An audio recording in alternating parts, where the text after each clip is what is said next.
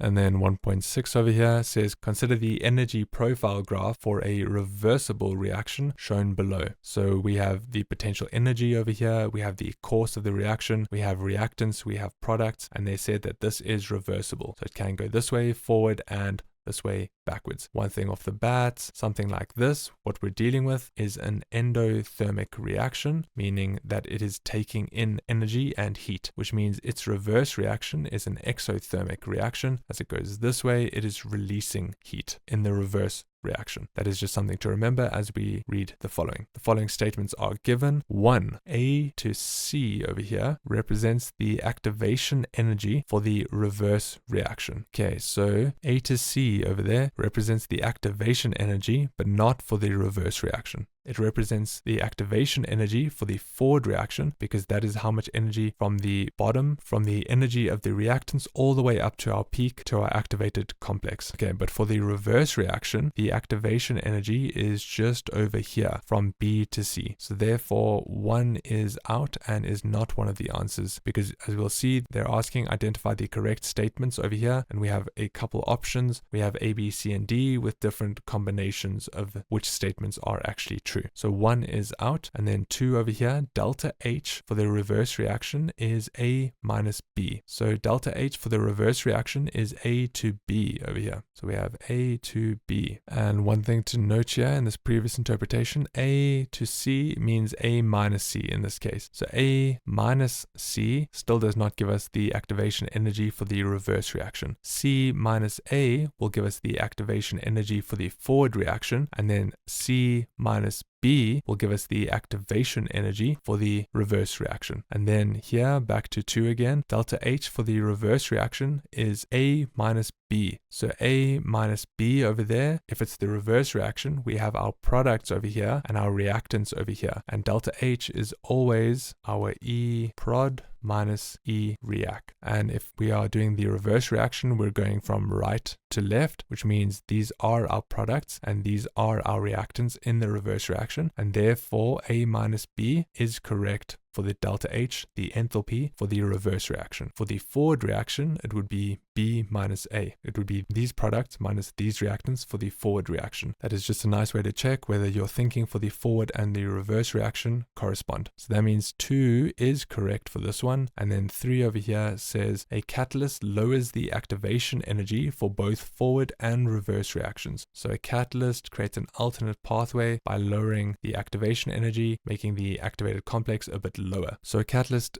does lower the activation energy for both the forward and the reverse reactions. It is there not taking place in the reaction, but it will offer that alternate pathway in both the forward reaction and the reverse reaction, which means 3 over here is true. So then identify the correct statements. We have to see which ones are true and which ones include only 2 and 3. And A over here says 2 and 3 only, and that is correct. B says 3 only, which is not true. C says 1, 2, and 3, which is not true because 1 is not true, and D says 1 only, so that is not true either, and therefore our answer is A, 2 and 3 only, earning us 2 marks over there. And then 1.7 over here says the reaction of an acid-base indicator, IN minus, represented as HIN, aqueous, with H2O liquid, reaches equilibrium according to the following balanced equation. So we have HIN, aqueous, red, so that is the color the solution will be when it is red, or when there's more HIN present, then the solution turns red, plus H2O, our liquid over there, goes to, as we can see, it's a reaction that can go both ways, H3O plus our hydronium, that is when an acid breaks up and we form H3Os. So our hydronium, which means our acid gave an H to our base over here to form our hydronium. And then we have our IN minus, and that is yellow. When that is yellow,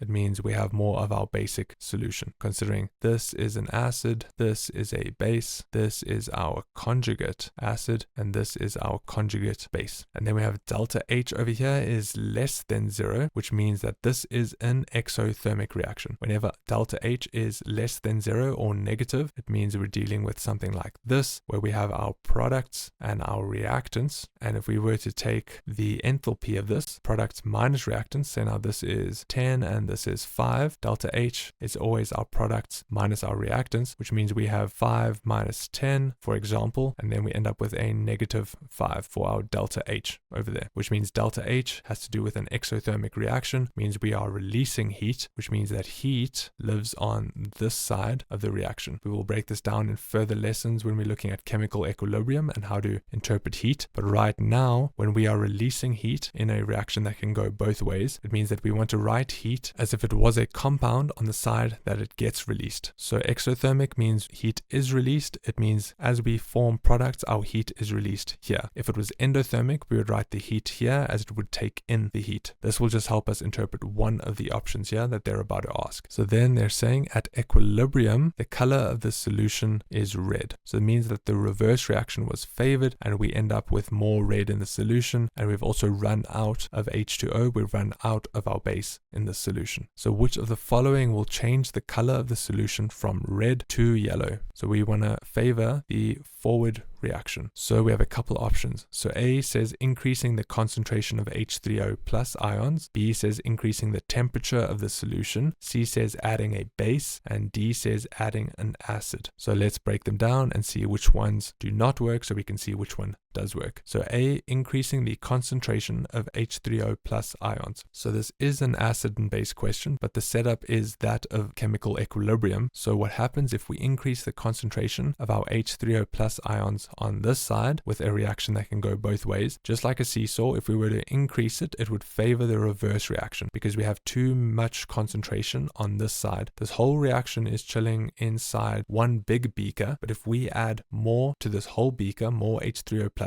it means that our reverse reaction will be favored because we have too many H3O pluses on this side, and therefore our reaction will go from yellow to red, and that isn't what they want here. So increasing the concentration of H3O plus ions, that'll cause the reaction to become more red, and that is not what we want in this case. So then B over here says increasing the temperature of the solution. So increasing the temperature, as we discussed, this is an exothermic reaction, and that means heat is on our product side over here. So just like this H3O plus ion that was also on our product side, if we increase the temperature in this whole beaker, it means we have too much heat on our product side. And therefore, just like we treated our H3O plus, too much heat means it's going to move to the other side in order to balance out this whole seesaw, this whole chemical equilibrium, which means that if we do increase the temperature of the solution, we add more heat, it favors the reverse reaction and we turn more red, which means that isn't what we want as well. We want to go from red to yellow, and if we increase the temperature, we are making this become more red. So before we look at C, we're going to look at D because C is our answer, but D doesn't work because it says adding an acid. So my initial thinking was that if we add an acid over here, we add more of our HIN, our acid,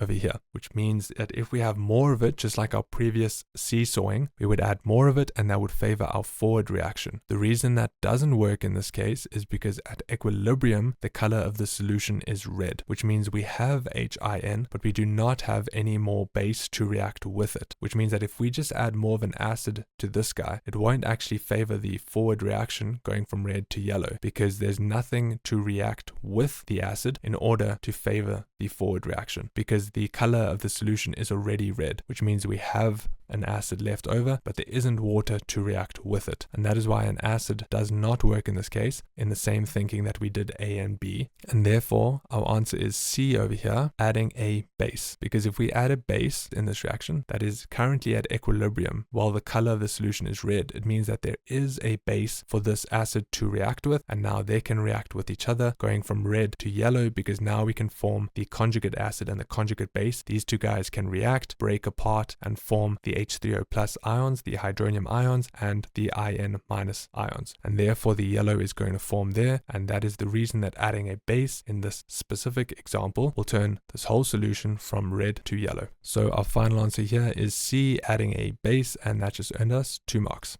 Okay, so 1.8 over here says the expression for the equilibrium constant. So this is also a chemical equilibrium question. For the equilibrium constant Kc of a hypothetical reaction is given as follows. So we have Kc equals the concentration of pQ3 to the power of 2 over the concentration of Q2 over 3. So a reminder that this is our concentration coefficient, and we have our products, the concentration of the square brackets, and our products at the top over our reactants. And then any powers that they have over here, any exponents they have, are the mole numbers in front. So we're going to look at that here, like this 2 over here, that has to do with that 2 over there in the exponent. So we're about to break this down. And one other thing to remember for Kc, that even if we have used our Rice table, we do not put any solids in here. So that is something to keep in mind as we work through the potential options. So which of the following equations for a reaction at equilibrium matches the above expression? So we have A here, P2 gas. Okay, so the gas means we would have it in here because we put gases and aqueous solutions inside our Kc, and we do not have a P2 because these are our reactants, these are our products, which means that a P2 would be at the bottom there if it was a gas. At the bottom here if it was a gas, it would be something like this, P2 with no exponent over there, but it is not there even though a gas should be there. We have 3Q2, that is true. We have a 3 over here, we have a Q2, okay, some diatomic molecule, and then that goes to 2PQ3, we have a 2 here, we have our PQ3 over there. That part's looking good. It's just this P2 over here, the fact that it is a gas is not true because otherwise it would be written in the denominator of our Kc, which means we have B over here where we have 2PQ3L. So it's a liquid. That's also not good for us, but the fact that they have written our products first as a reactant, that is not true because we have products over reactants, which means this guy should come after the arrows. So therefore this is ruled out because of that. Then we have our P2 gas again, and we have 3Q2 over there. Okay, so they've just swapped them and turned this guy into a liquid, but our products need to come after the double arrows and our reactants first. So the order is wrong over here. And then C over here says 2PQ3. Once again, they are writing the product first where the reactants should be, and therefore that is ruled out as well. Okay, and then D over here says P2S. Well, we've already ruled them all out, so D is our answer, so that's good to know. But the fact that there's a P2S compared to this P2G, that is very good for us because in our Rice table there could be a solid, or in this reaction there could be a solid that we do not put into our Kc over here, which means P2 is a reactant. Reactant comes first at the bottom, but the fact that it is a solid means it is not there. 3Q2, we have our exponent in front, we have our Q2 there, that is a gas, great. Then those are the two reactants that we have on the left of our double arrows. Then we have our double arrows, and then we have our products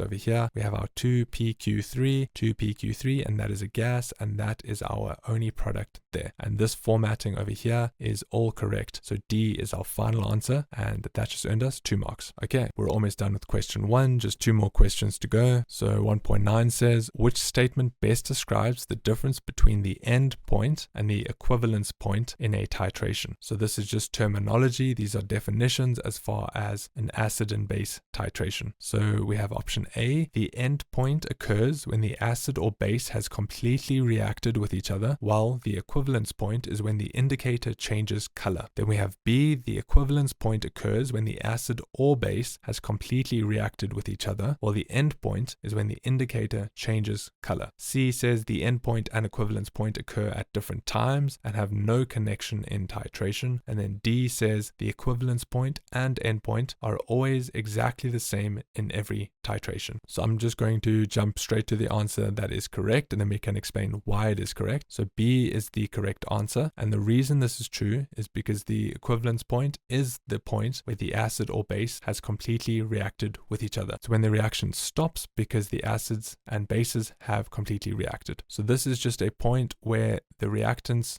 have run out and have reacted in full. But the end point is something visible. It is just something we look at because it is when the indicator changes color. So the end point is just what we see, but the equivalence point is what is happening between the acid and the base. Okay, so that is our final answer there. We don't necessarily have to break down the other options because A is just B, but swapped as far as which definition corresponds with which word. And C and D over there are just aspects that could relate to this, but do not relate to this. So therefore, we just need to understand that the equivalence point is when the reaction has completed, and the endpoint is what we see because the indicator changes color. So therefore our final answer is B. So that just earned us 2 marks over there. And then last question, 1.10 over here. A titration experiment was conducted using a sodium hydroxide NaOH standard solution of concentration 0.1 mol.dm to the -3 and a hydrochloric HCl of unknown concentration. In each titration, a volume of 20 centimeters cubed of NaOH was used. The readings from the burette, just the device that we use in a titration reaction, are given in the table below. So we did 3 titrations, all with the same volume of NaOH, but with different volumes of HCl. So titration 1, 2, and 3, and all of these volumes are in centimeters cubed. So what is the concentration in mol.dm to the -3 of the HCl required to neutralize the NaOH? So we have a bunch of options, all very similar to each other. So very similar, and this is a calculation reaction because what we're looking at is some sort of titration. And whenever we look at a titration, we look at our Ca Va over Cb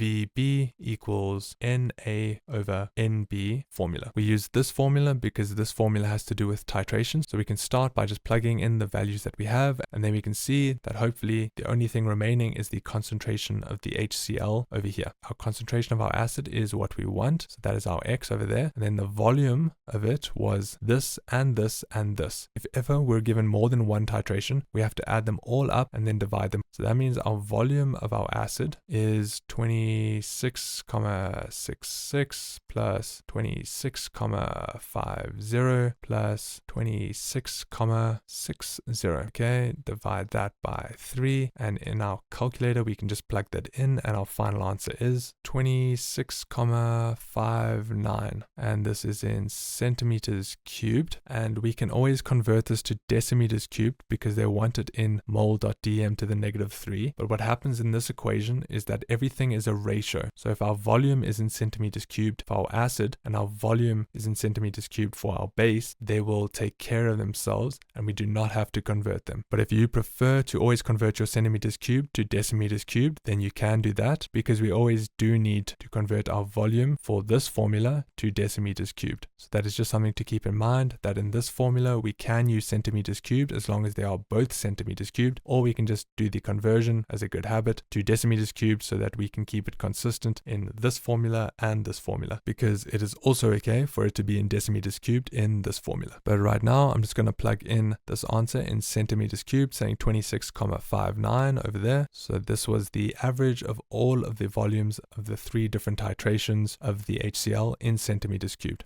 And then our concentration of our base is 0.1 over there. And then the volume of the base, they told us, was 20 centimeters cubed in all of them. So if we were to add up 20 3 times and divide it by 3, we would still have 20. So we do not have to change that answer, even though we did still take an average of it. And then what this means is that we have the moles of these two guys. And they haven't given us an equation, but the moles of these two guys are a 1-to-1 ratio. If ever they don't give us an equation, we can try and write one out to see if there is a difference in moles. But if they haven't specified, we usually have a 1-to-1 ratio, which means we're just dealing with 1 on this side, and this is our setup for this equation, which means we can just go ahead and isolate for X here by moving this whole bottom up to this top here and this top here down to this bottom here to keep X by itself at the top. So I'm just going to go ahead and rewrite that for us now. So we have X here, we have our 0.1 times 20 multiplied to the 1 over here. So the 1 just disappears. And then we took the 26,59 down to the bottom here. And then we have X by itself on the left at the top. So then we can just plug this in our calculator and we can see that our answer is 0.0752. And that fits with answer A over here, 0.0752, even though the options are very close to each other, giving us the correct answer of A over there. And that is our final answer, earning us 2 marks for question 1.10 and 20 marks for this whole section. Great job, guys. Let me know if there are any questions in the comments below, and otherwise I will see you in the next video.